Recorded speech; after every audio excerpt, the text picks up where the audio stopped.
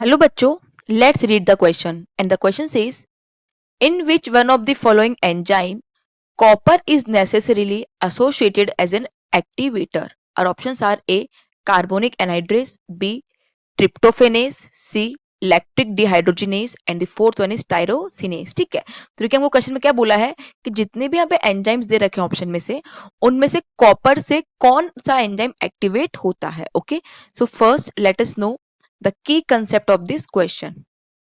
देखिए for solving this question हमें क्या पता होना चाहिए. We should know about the different activators of different enzymes. Different activators of different enzymes. ठीक है, अब देखिए फर्स्ट ऑप्शन देखते हैं. वो क्या है? Carbonic anhydrase. ठीक है, अब देखिए जो कार्बोनिक एनहाइड्रेस है वो बेसिकली वो किससे एक्टिवेट होता है, फिर किससे अपनी रिएक्शन कैटलिस्ट करता है? तो ये करता है जिंक से.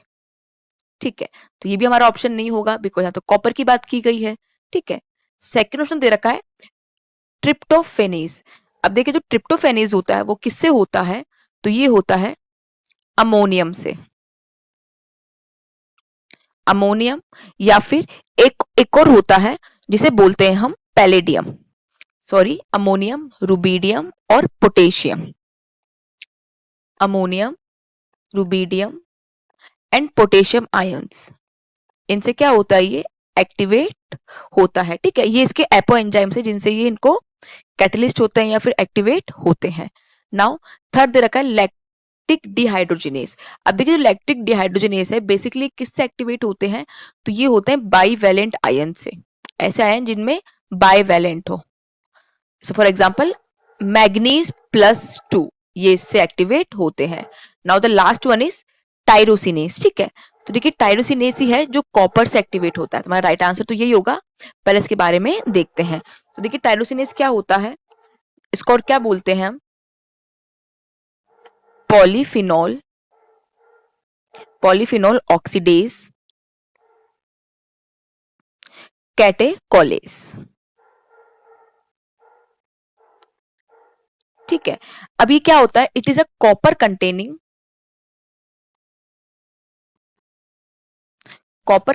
ऑक्सीडेज होता है विच इज वाइडली डिस्ट्रीब्यूटेड. ये किस किस में मिलता है हमें? तो ये मिलता है किसमें? प्लांट्स में और एनिमल्स में एंड मैन में, ह्यूमन बीइंग या फिर मैन. ठीक है, अब देखिए क्या करता है. तो ये जो कॉपर है वो क्या करता है?